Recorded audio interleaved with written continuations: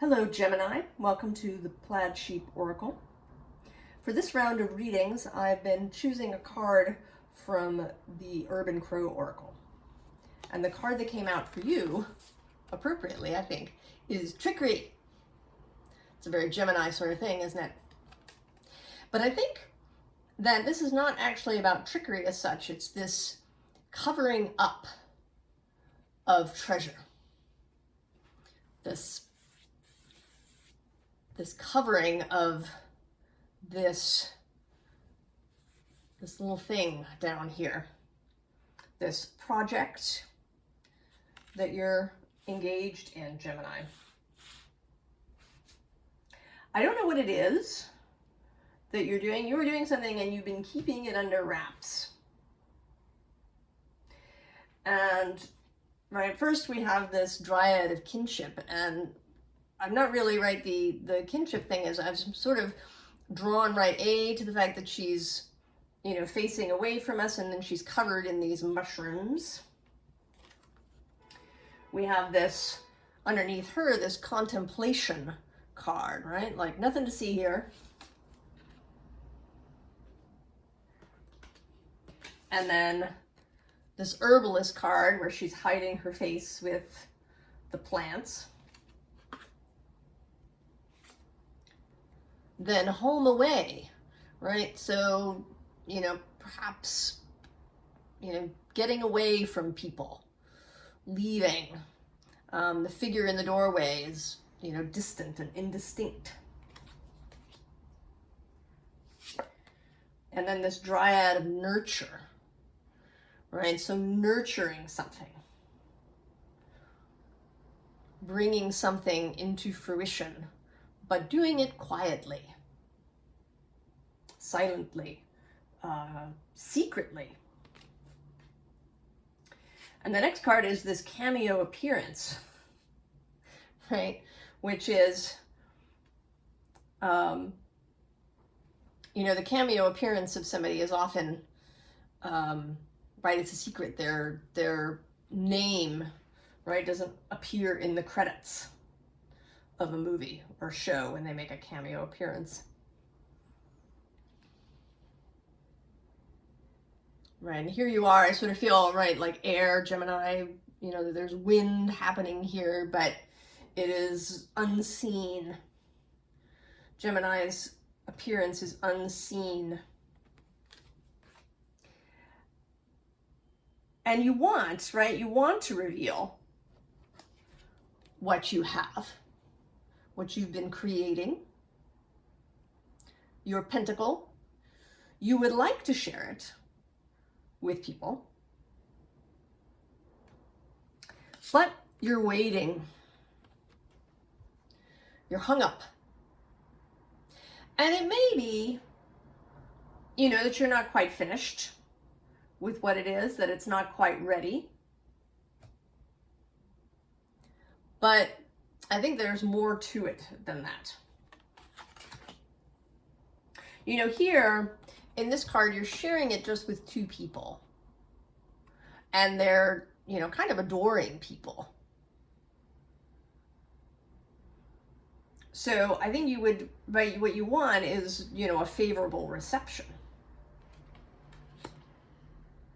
to this project, this thing you're going to reveal. The next underlying is this Five of Cups. And in this particular deck, right, the Five of Cups is freedom. Emotional freedom, right? Breaking out of having been trapped in a cup. So I think you may be having anxiety,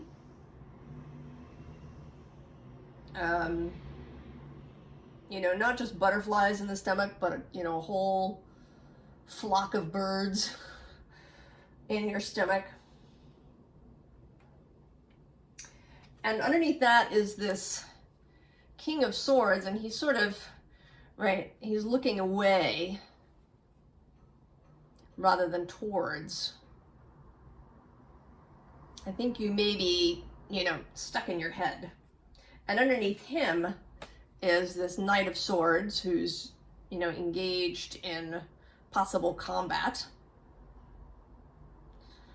And underneath that is the Eight of Swords. So,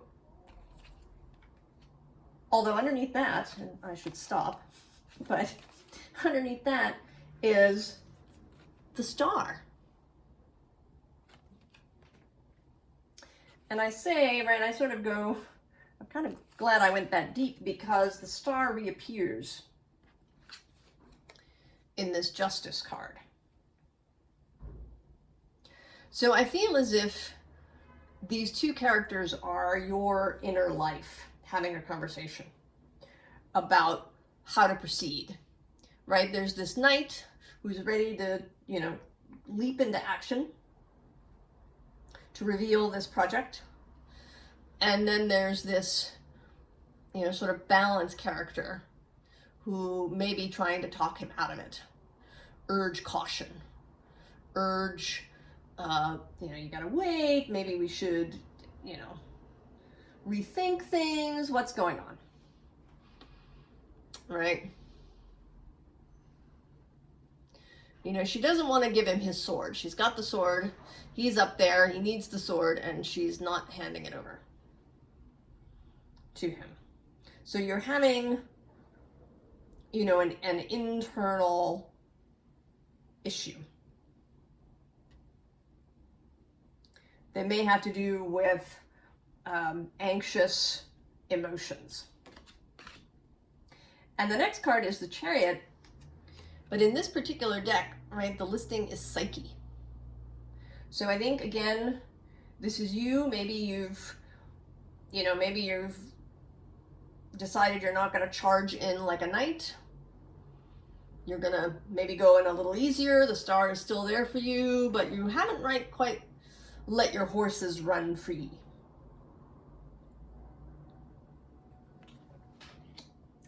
And what you're running towards, or heading towards, not just the Star, but this King of Wands. And he is going to be different for everybody who watches this, because everybody's going to have a different project, a different treasure that they've been hiding. It could be any number of things that you're worried about the reception of whatever this is. So this could be your boss, right? If you're planning something at work, right? You've had an idea. It could be, a partner if you're in a business. It could be your clients. It could be your family. Because you may be planning some sort of change. You may be doing something that will, change everybody's life when it comes into being in some way. Your partner in life, right? Not just in business. So this is somebody whose opinion matters to you, whose reaction is important. And while it's absolutely true that worrying about what everybody else thinks is not a way to go through life, there are some people whose, opinion and judgment does count. Brené Brown talks about this when she talks about her book, right? About, not heeding the opinions of those who aren't willing to get into the arena.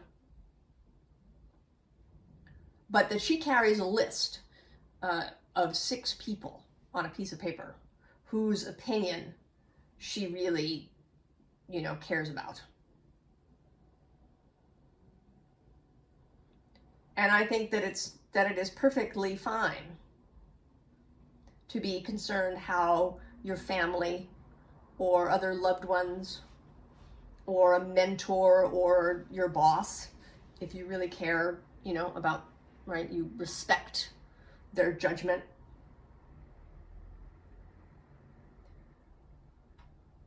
It's okay to care about those people. but you cannot let it consume you. And certainly if this is not just sort of a single person, but a whole group of people, like your clients or everybody else at work,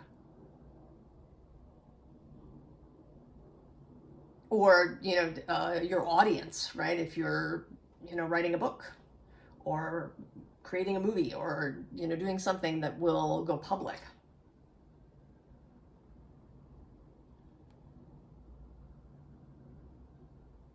That you can't get yourself all tied up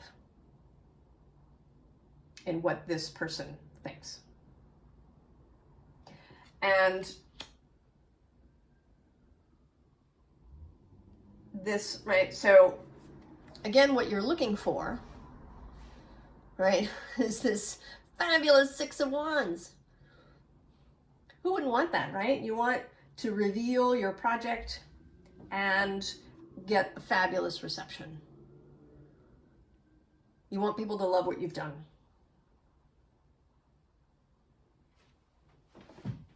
And again, I don't think that's wrong. I think it's perfectly fine to want people to enjoy whatever it is you've made and to, respond favorably, to give you applause. But you can't get hung up on it, right? This external validation can, needing that, right? The anxiety about whether that will appear or not can really tie you up, make it impossible for you to proceed. And this next card is the Wheel of Fortune. And here it's really about the fact that there's a lot of stuff that you cannot control. You can't control, other people's reactions to things.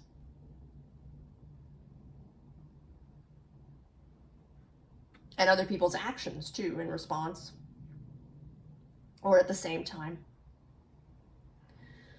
You can time things as best you can. If you're a student of astrology, you can, use astrology and the energies. Electional astrology, it's called, right? Choosing a really good moment for something. But ultimately, there are going to be things out of your control that are happening. And this, right, you just kind of have to accept this. There's really there's no way around it except to tie yourself into knots.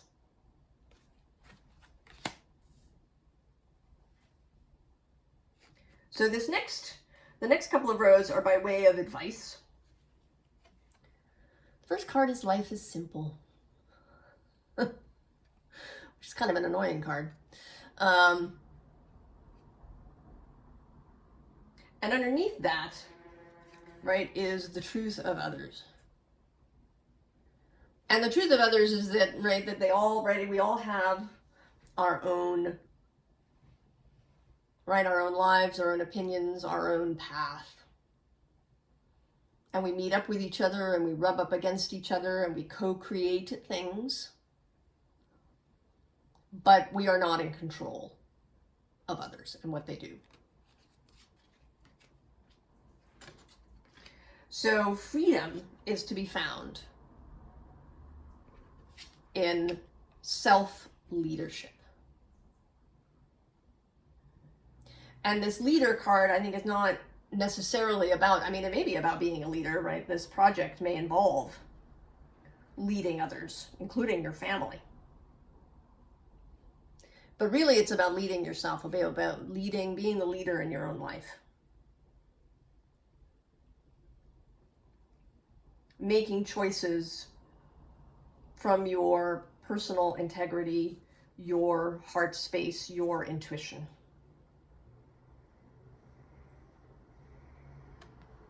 Not selfishly, but because you can't, right, because of this lack of inability to control others.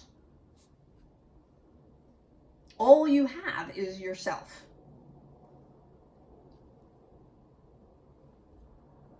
So if you can, cultivate your integrity, then you can lead from that space where you're doing what you believe to be right. And next we have this 9 of inspiration, 9 of wands, but I love this card. She's fabulous. Right? She's just fabulous, and she knows it. Right? She's kind of come through, right? She's made a long journey. She's passed through this kind of crazy portal. And here she is. She has arrived.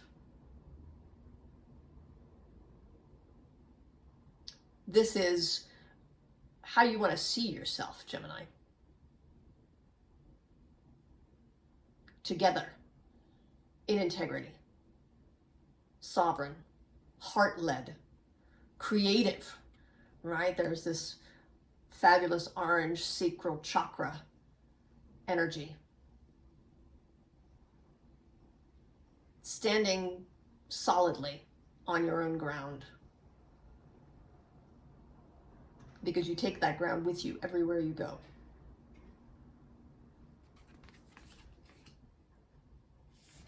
And you do that, by loving yourself, by communicating with yourself, by checking in with yourself, with your heart, with your conscience.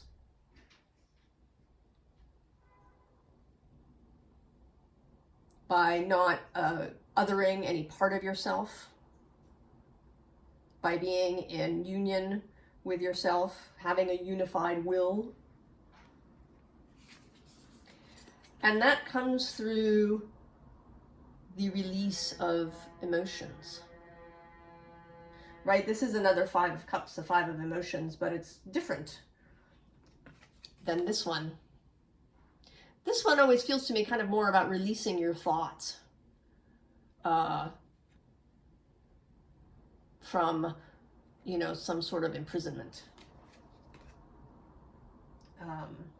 Right? Changing your thoughts about your emotions.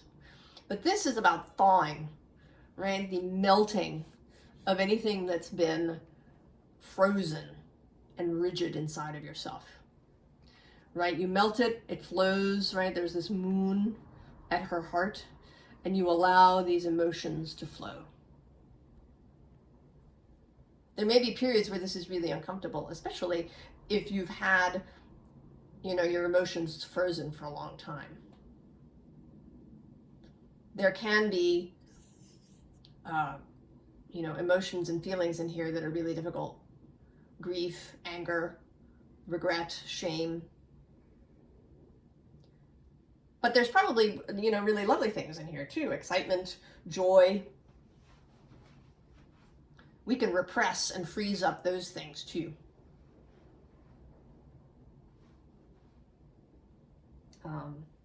Back to Brene Brown, since I mentioned her. She talks about foreboding joy. So if you have a really joyful thought, that your brain will immediately give you some terrible thought.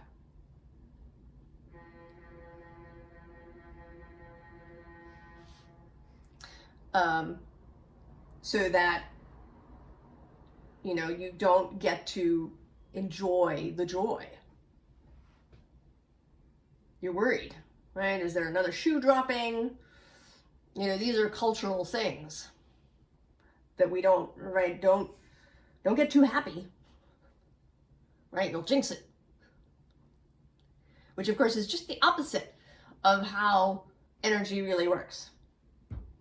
Happiness, right, comes to happiness. Joy comes to joy. So you have to let your emotions flow and be fluid.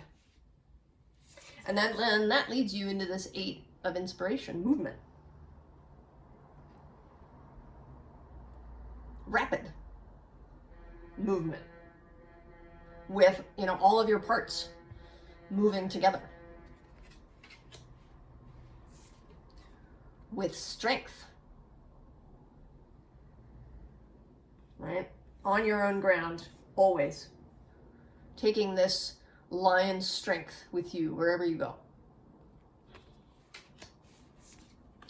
And this fabulous emperor, I love this emperor, right? Dancing on this musical scale, dancing to the music of her heart, the music of her soul, making choices from that place. And then the Nine of Cups. Arriving at emotional, personal, right, emotional fulfillment and stability.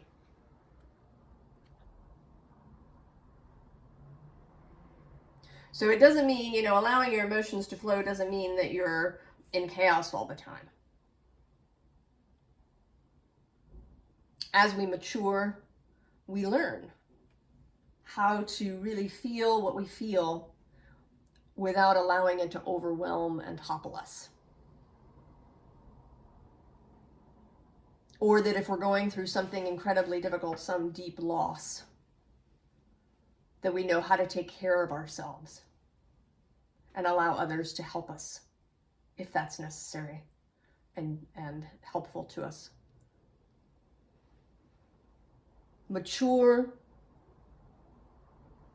emotions. And that is the way through this roadblock if you're feeling it, if you're hesitating about the revelation of this project that you have going. I think, you know, that you're going to find your way, Gemini. That you will reach a space where you feel confident enough to share whatever you've been creating with the world.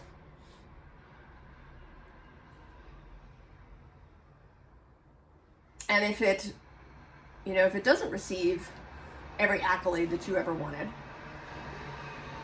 it's just a step. Every move you make can reveal new options, new choices, new ways. And of course, once you reveal it, you can begin to collaborate with others who may have really great ideas to share.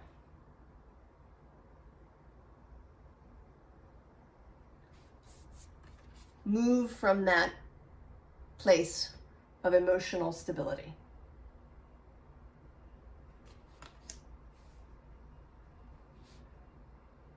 And you will be able to ride out whatever wave arrives.